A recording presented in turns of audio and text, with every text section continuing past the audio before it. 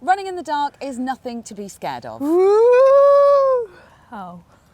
Anyway, sometimes it can be really invigorating to run when the sun has gone down or even before it comes up in the morning. And when the days are getting shorter, it can be the only time that you have to fit in a run around other commitments. So we've teamed up with our friends at DHB to go through loads of tips to help you keep running safely. Plus later on we're going to be joined by special guest Katie, aka Paces and Porridge, to go through some of her favourite kit for running in the dark. Before we dive in though, please do hit subscribe and tap that bell icon so you get notified when we upload new videos to the running channel, which we do every week.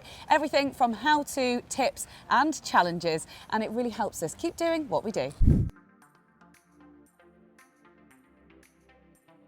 First up, think about where you're going to go. Running in the dark isn't really the best time to start exploring new routes. Sticking with what you know and areas you're familiar with will help keep you safe.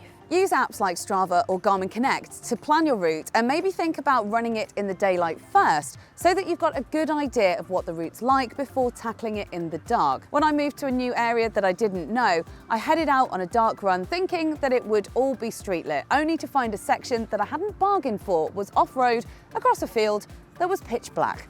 I hadn't got my head torch with me, so I had to turn around and go back the way that I'd come. It was a total nightmare. Everyone's different, and what might make one person feel uncomfortable might be all right for someone else. If I'm traveling in a new city and feel uncomfortable running outside in the dark, then I'll check and find a gym with a treadmill or just skip my run for that day altogether. Of course, it does depend on what type of run that you're planning on doing in the dark. If it's just an easy-paced mooch around, then running somewhere new and using more of your effort to concentrate on your surroundings and what's underfoot isn't really going to be too much of a problem. But if you're trying to do intervals or a harder effort tempo run, sticking to what you know route-wise will really help you focus on the run itself. If you are keen on exploring new areas in the dark, why not link up with a running group or club and run with other people? There are some companies that specifically offer group nighttime runs, which means you don't have to plan the route as you're being guided and you get to run with other people in new places.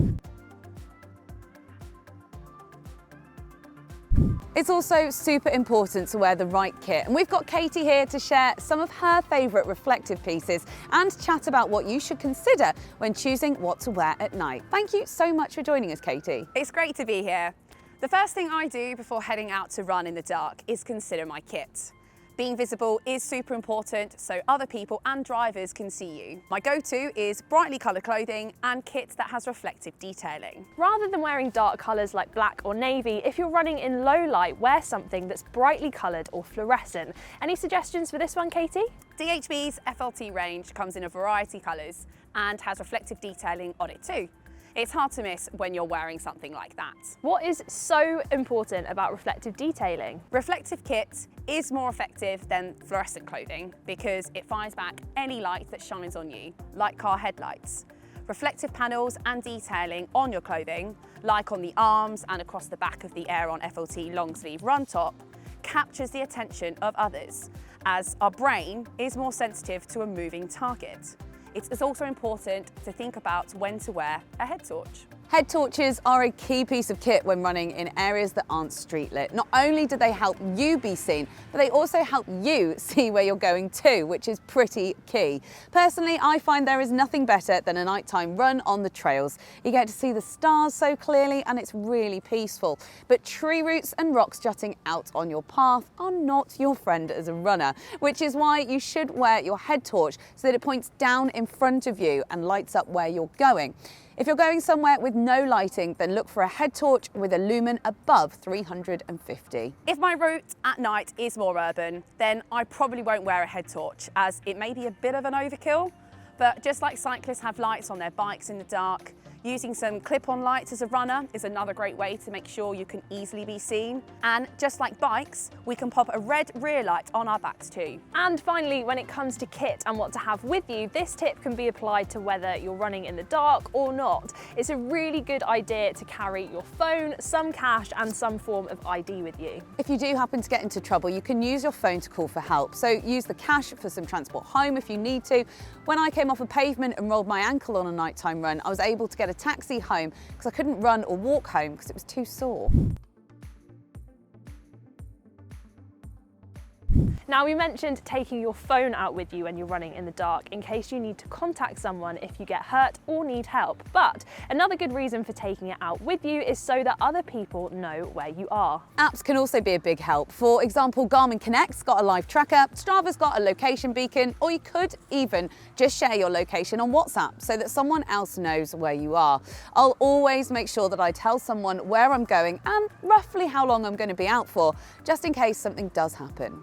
If you really must have music on your run, then only have one earbud in and keep the volume low so you can still hear what's going on around you. Or consider using bone conducting headphones like Aftershocks or headphones with ambient noise features.